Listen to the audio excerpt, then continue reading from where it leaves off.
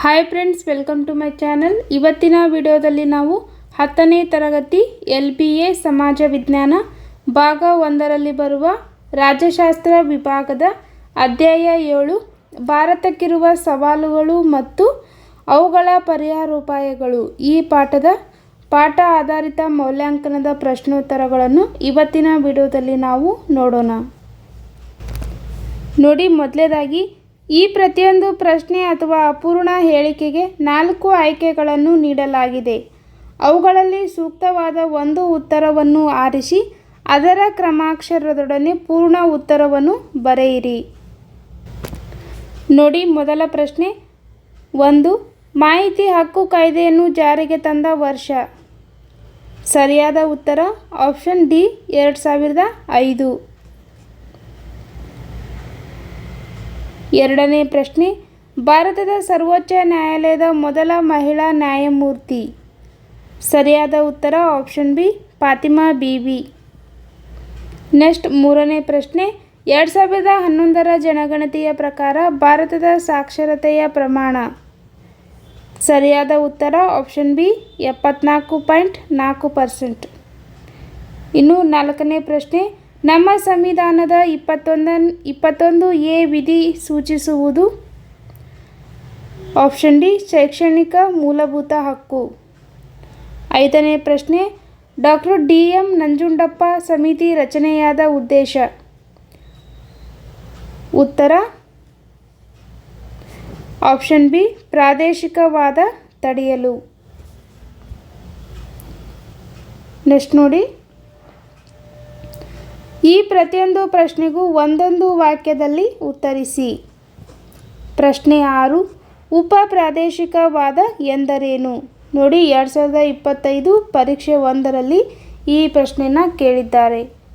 ಇನ್ನು ಉತ್ತರ ನೋಡಿ, ರಾಜ್ಯದೊಳಗಿನ ವಿವಿಧ ಪ್ರದೇಶಗಳಲ್ಲಿರುವ ಪ್ರಾದೇಶಿಕವಾದವನ್ನು ಉಪ ಪ್ರಾದೇಶಿಕವಾದ ಎನ್ನುವರು. 7ನೇ ಪ್ರಶ್ನೆ ಕಳ್ಳ ಸಾಗಾಣಿಕೆ ಎಂದರೇನು. ಉತ್ತರ ಯಾವುದೇ ಆಮದು ರಫ್ತು ಸುಂಕಗಳನ್ನು ಸರ್ಕಾರಕ್ಕೆ ಪಾವತಿಸದೆ ಗುಪ್ತವಾಗಿ ವಿದೇಶಗಳಿಂದ ವಸ್ತುಗಳನ್ನು ತರಿಸಿಕೊಳ್ಳುವುದು ಮತ್ತು ಕಳುಹಿಸುವುದನ್ನು ಕಳ್ಳ ಸಾಗಾಣಿಕೆ ಎನ್ನುವರು. 8ನೇ ಪ್ರಶ್ನೆ ಲಿಂಗತ್ವ ಅಲ್ಪಸಂಖ್ಯಾತರು ಎಂದರೆ ಯಾರು. ಉತ್ತರ ದೈಹಿಕವಾಗಿ ಮಾನಸಿಕವಾಗಿ ತಮ್ಮ ಜನನಾಂಗದ ವಿರುದ್ಧ ಭಾವನೆ ಮತ್ತು ವರ್ತನೆಯುಳ್ಳ ಸಮುದಾಯದ ವ್ಯಕ್ತಿಗಳೇ ಲಿಂಗತ್ವ ಅಲ್ಪಸಂಖ್ಯಾತರು. 9ನೇ ಪ್ರಶ್ನೆ ಭ್ರಷ್ಟಾಚಾರ ತಡೆಯಲು ಸ್ಥಾಪಿತವಾದ ರಾಷ್ಟ್ರ ಮತ್ತು ರಾಜ್ಯ ಮಟ್ಟದ ಸಂಸ್ಥೆಗಳು ಯಾವುವು. ಉತ್ತರ ಲೋಕಪಾಲ ಹಾಗೂ ಲೋಕಾಯುಕ್ತ.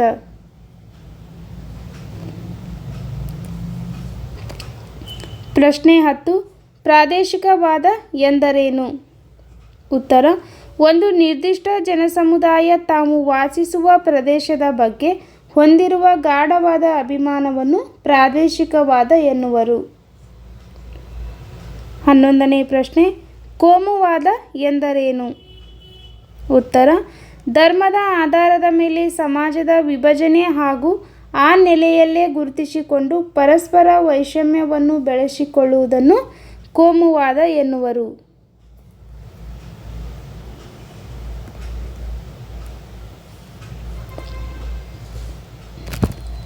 12ನೇ ಪ್ರಶ್ನೆ ಭ್ರಷ್ಟಾಚಾರ ಎಂದರೇನು.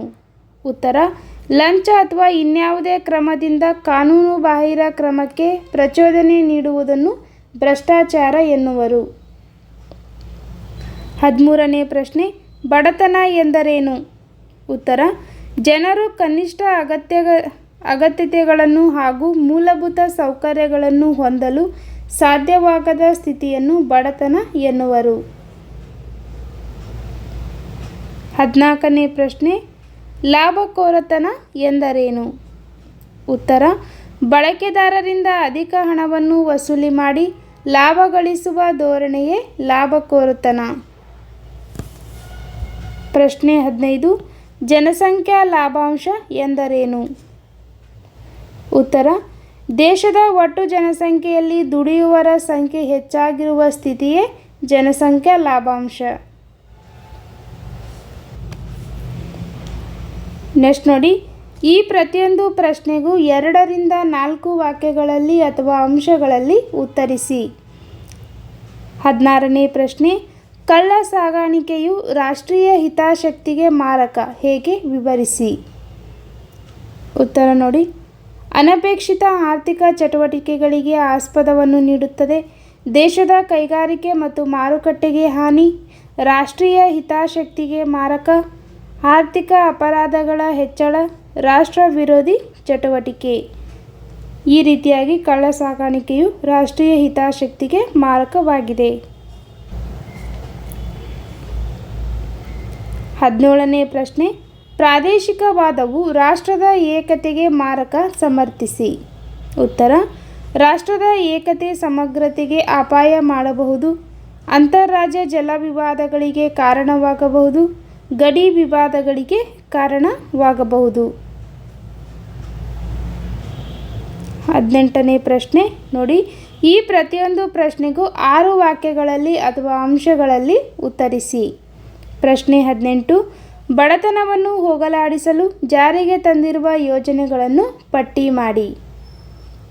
ಉತ್ತರ, ಜವಾಹರ್ಲಾಲ್ ರೋಜ್ಗಾರ್ ಯೋಜನೆ, ಮಹಾತ್ಮ ಗಾಂಧೀಜಿ ರಾಷ್ಟ್ರೀಯ ಗ್ರಾಮೀಣ ಉದ್ಯೋಗ ಖಾತರಿ ಕಾಯ್ದೆ, ಪ್ರಧಾನಮಂತ್ರಿ ಗ್ರಾಮೋದಯ ಯೋಜನೆ, ರಾಷ್ಟ್ರೀಯ ಗ್ರಾಮೀಣ ಜೀವನೋಪಾಯ ಅಭಿಯಾನ, ರಾಷ್ಟ್ರೀಯ ನಗರ ಜೀವನೋಪಾಯ ಅಭಿಯಾನ, ರಾಷ್ಟ್ರೀಯ ಆಹಾರ ಭದ್ರತಾ ಕಾಯ್ದೆ, ಪ್ರಧಾನಮಂತ್ರಿ ಗರೀಬ್ ಕಲ್ಯಾಣ ಅನ್ನ ಯೋಜನೆ. ಇದಿಷ್ಟು ಬಡತನವನ್ನು ಹೋಗಲಾಡಿಸಲು ಜಾರಿಗೆ ತಂದಿರುವ ಯೋಜನೆಗಳು. 19ನೇ ಪ್ರಶ್ನೆ, ಲಾಭಕೋರತನದಿಂದ ಅನೇಕ ದುಷ್ಪರಿಣಾಮಗಳು ಉಂಟಾಗುತ್ತವೆ, ಸಮರ್ಥಿಸಿ.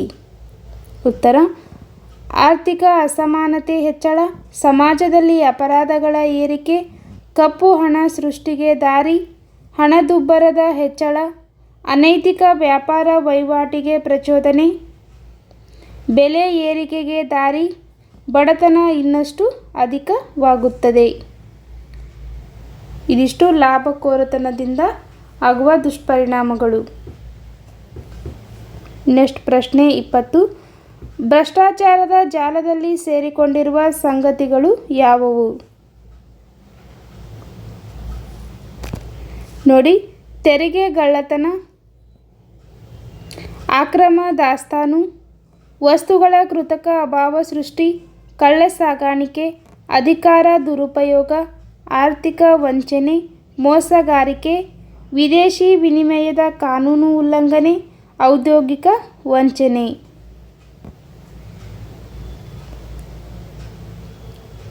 ನೆಕ್ಸ್ಟ್ 21ನೇ ಪ್ರಶ್ನೆ, ಭ್ರಷ್ಟಾಚಾರವು ಉಂಟು ಮಾಡುವ ದುಷ್ಪರಿಣಾಮಗಳನ್ನು ತಿಳಿಸಿ. ನೋಡಿ, ಈ ಪ್ರಶ್ನೆ 2020ರ ಎಕ್ಸಾಮ್ನಲ್ಲಿ ಬಂದಿದೆ. ಭ್ರಷ್ಟಾಚಾರ ಉಂಟು ಮಾಡುವ ದುಷ್ಪರಿಣಾಮಗಳು ನೋಡಿ, ಸಮಾಜ ವಿರೋಧಿ ಹಾಗೂ ಅನೈತಿಕವಾದದ್ದು, ಕಾನೂನು ಬಾಹಿರವಾದದ್ದು, ಉತ್ತಮ ಆಡಳಿತದ ಪರಮಶತ್ರು, ಪಾರದರ್ಶಕತೆ ಹಾಗೂ ಉತ್ತರದಾಯಿತ್ವಕ್ಕೆ ಭಂಗ, ರಾಜಕೀಯ ಭ್ರಷ್ಟಾಚಾರವು ವ್ಯವಸ್ಥಿತ ಅಪರಾಧಗಳಿಗೆ ದಾರಿ, ದೇಶದ ಸಾಮಾಜಿಕ ಆರ್ಥಿಕ ಮತ್ತು ರಾಜಕೀಯ ವ್ಯವಸ್ಥೆಯನ್ನು ದುರ್ಬಲಗೊಳಿಸುತ್ತದೆ.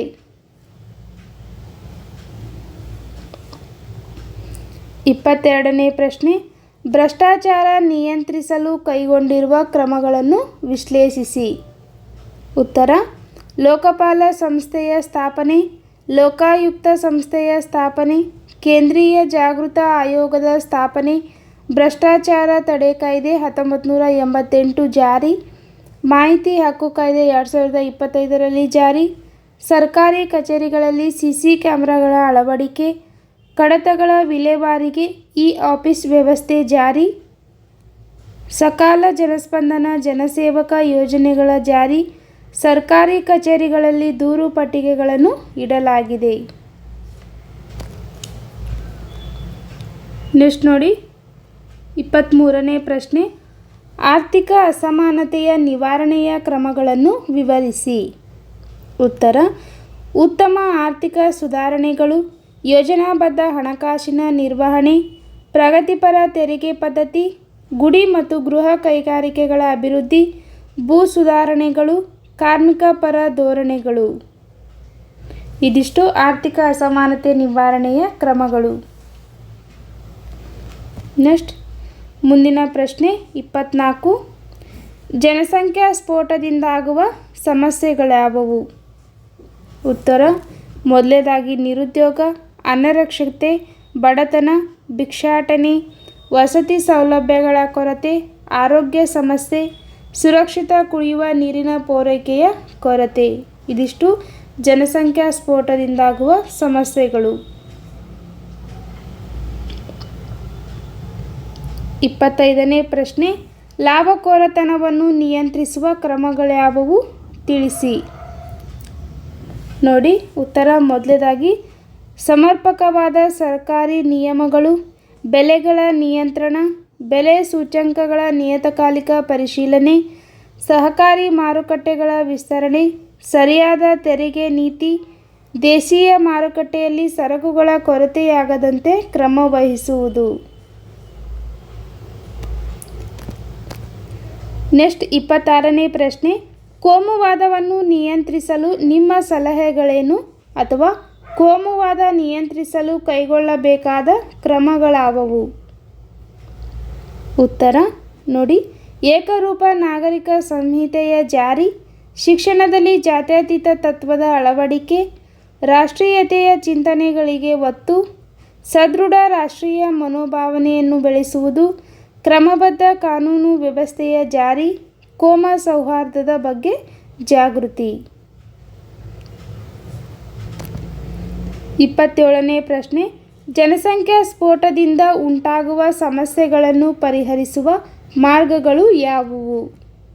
ಉತ್ತರ ನೋಡಿ: ಅಕ್ಷರ ಪ್ರಸರಣ, ತಾಂತ್ರಿಕ ಶಿಕ್ಷಣ, ಕೈಗಾರಿಕಾ ಅಭಿವೃದ್ಧಿ, ಕೃಷಿ ಅಭಿವೃದ್ಧಿ, ರಫ್ತು ಹೆಚ್ಚಳ, ಸಣ್ಣ ಮತ್ತು ಗೃಹ ಕೈಗಾರಿಕೆಗಳ ಅಭಿವೃದ್ಧಿ, ಹೆಚ್ಚುವರಿ ಉದ್ಯೋಗಾವಕಾಶಗಳ ಸೃಷ್ಟಿ.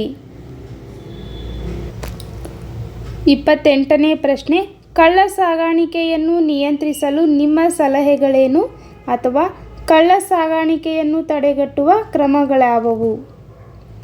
ಉತ್ತರ: ದೇಶದೊಳಗೆ ಪರ್ಯಾಯ ವಸ್ತುಗಳ ಉತ್ಪಾದನೆ ಮತ್ತು ಪೂರೈಕೆ, ಆಂತರಿಕ ಮಾರುಕಟ್ಟೆಯಲ್ಲಿ ಬೆಲೆ ನಿಯಂತ್ರಣ ಮಾಡುವುದು, ಯೋಗ್ಯ ಆಮದು ಮತ್ತು ರಫ್ತು ನೀತಿ, ಉತ್ತಮ ವಿದೇಶಿ ವ್ಯಾಪಾರ ನೀತಿ, ಕರಾವಳಿ ಗಸ್ತು ಪಡೆಯ ಕಟ್ಟುನಿಟ್ಟಿನ ಕಾರ್ಯಾಚರಣೆ, ಆರ್ಥಿಕ ಅಪರಾಧಕ್ಕೆ ಕಠಿಣ ಶಿಕ್ಷೆ.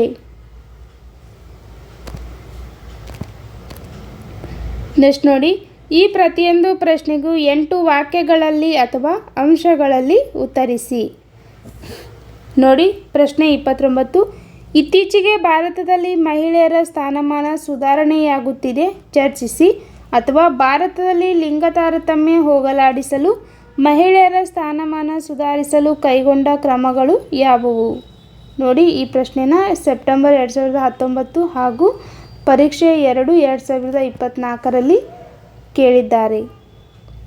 ಇನ್ನು ಉತ್ತರ ನೋಡಿ: ಮಹಿಳಾ ಮತ್ತು ಮಕ್ಕಳ ಅಭಿವೃದ್ಧಿ ಸಚಿವಾಲಯ ಪ್ರಾರಂಭ, ಕೇಂದ್ರ ಹಾಗೂ ರಾಜ್ಯ ಸರ್ಕಾರಿ ಉದ್ಯೋಗ ನೇಮಕಾತಿಯಲ್ಲಿ ಮೀಸಲಾತಿ, ರಾಷ್ಟ್ರೀಯ ಹಾಗೂ ರಾಜ್ಯ ಮಹಿಳಾ ಆಯೋಗಗಳ ಸ್ಥಾಪನೆ, ಮಹಿಳಾ ಅಭಿವೃದ್ಧಿ ನಿಗಮಗಳ ಸ್ಥಾಪನೆ, ಸಖಿ ಒನ್ ಸ್ಟಾಪ್ ಸೆಂಟರ್ಗಳ ಸ್ಥಾಪನೆ, ಕೌಟುಂಬಿಕ ದೌರ್ಜನ್ಯದಿಂದ ಮಹಿಳೆಯರ ರಕ್ಷಣೆ ಕಾಯ್ದೆಯ ಜಾರಿ 2025, ದುಡಿಯುವ ಸ್ಥಳದಲ್ಲಿ ಮಹಿಳೆಯರಿಗೆ ಲೈಂಗಿಕ ಕಿರುಕುಳ ನಿಷೇಧ ಕಾಯ್ದೆಯ ಜಾರಿ 2013, ಕರ್ನಾಟಕ ಸ್ಥಳೀಯ ಸಂಸ್ಥೆಗಳಲ್ಲಿ ಮಹಿಳೆಯರಿಗೆ 50% ಸ್ಥಾನಗಳ ಮೀಸಲು, ಮಹಿಳಾ ಸಹಾಯವಾಣಿ 1091 ಸೌಲಭ್ಯ,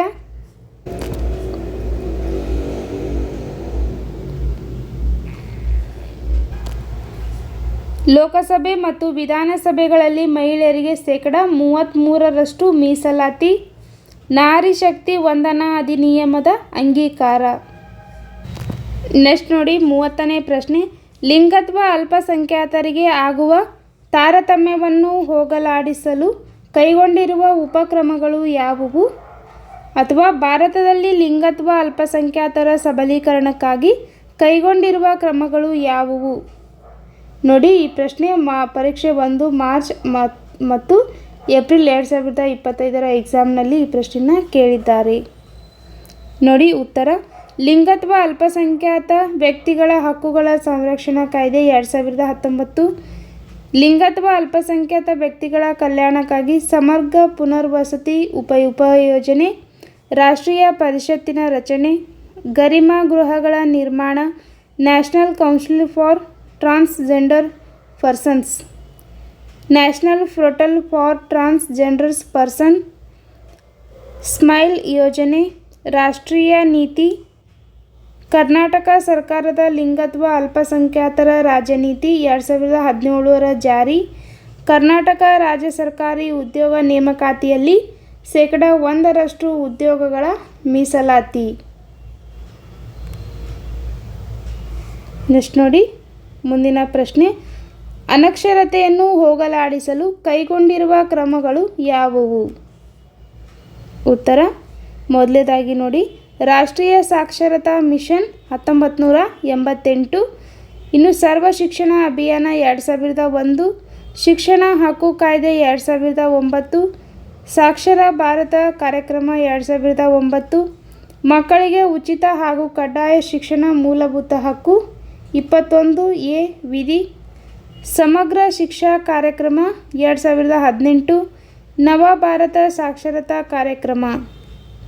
ಇದಿಷ್ಟು ಅನಕ್ಷರತೆಯನ್ನು ಹೋಗಲಾಡಿಸಲು ಕೈಗೊಂಡಿರುವ ಕ್ರಮಗಳು.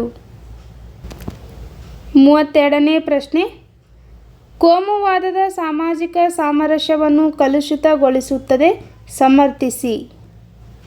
ದೇಶದ ಐಕ್ಯತೆಗೆ ಮಾರಕ ಹೇಗೆ? ನೋಡಿ ಮೊದಲನೇದಾಗಿ ಉತ್ತರ, ಸಾಮಾಜಿಕ ಭಿನ್ನತೆಗೆ ಕಾರಣವಾಗಿದೆ, ಪರಸ್ಪರ ಅಪನಂಬಿಕೆಗೆ ಕಾರಣವಾಗಿದೆ, ಭಯದ ವಾತಾವರಣವನ್ನು ಸೃಷ್ಟಿಸುತ್ತದೆ, ಸಮಾಜದಲ್ಲಿ ಗುಂಪುಗಾರಿಕೆಯನ್ನು ಸೃಷ್ಟಿಸುತ್ತದೆ, ರಾಷ್ಟ್ರೀಯ ಏಕತೆ ಸಮಗ್ರತೆಯನ್ನು ಭಂಗಪಡಿಸುತ್ತದೆ, ಸಮಾಜವಾದ ನೆಮ್ಮದಿಯನ್ನು ಕೆಡಿಸುತ್ತದೆ, ಜೀವ ಹಾಗೂ ಸ್ವತ್ತುಗಳ ನಾಶಕ್ಕೆ ಕಾರಣವಾಗುತ್ತದೆ, ದೈಹಿಕ ಹಲ್ಲೆಗಳಿಗೆ ಕಾರಣವಾಗುತ್ತದೆ, ಇನ್ನು ಮತೀಯ ಹಿತಾಸಕ್ತಿ ಹೆಚ್ಚಿನದು ಎಂದು ಪರಿಗಣಿಸುತ್ತದೆ. ಈ ರೀತಿಯಾಗಿ ಕೋಮುವಾದವು ಸಾಮಾಜಿಕ ಸಾಮರಸ್ಯವನ್ನು ಕಲುಷಿತಗೊಳಿಸುತ್ತದೆ. ಇಲ್ಲಿಗೆ ರಾಜ್ಯಶಾಸ್ತ್ರ ವಿಭಾಗದಲ್ಲಿ ಬರುವ ಅಧ್ಯಾಯ 7 ಭಾರತಕ್ಕಿರುವ ಸವಾಲುಗಳು ಮತ್ತು ಅವುಗಳ ಪರಿಹಾರೋಪಾಯಗಳು, ಈ ಒಂದು ಅಧ್ಯಾಯದ ಪಾಠ ಆಧಾರಿತ ಮೌಲ್ಯಾಂಕನ ಅಂದರೆ LBA ಪ್ರಶ್ನೋತ್ತರಗಳು ಎಲ್ಲ ಮುಗೀತು. ಇನ್ನು ಮುಂದಿನ ವಿಡಿಯೋಗಳಿಗಾಗಿ ನಮ್ಮ ಚಾನಲನ್ನು ಸಬ್ಸ್ಕ್ರೈಬ್ ಮಾಡಿ, ವಿಡಿಯೋ ಇಷ್ಟ ಆಗಿದ್ದರೆ ಲೈಕ್ ಮಾಡಿ, ನಿಮ್ಮ ಫ್ರೆಂಡ್ಸ್ಗೆ ಈ ವಿಡಿಯೋನ ಶೇರ್ ಮಾಡಿ. Thank you.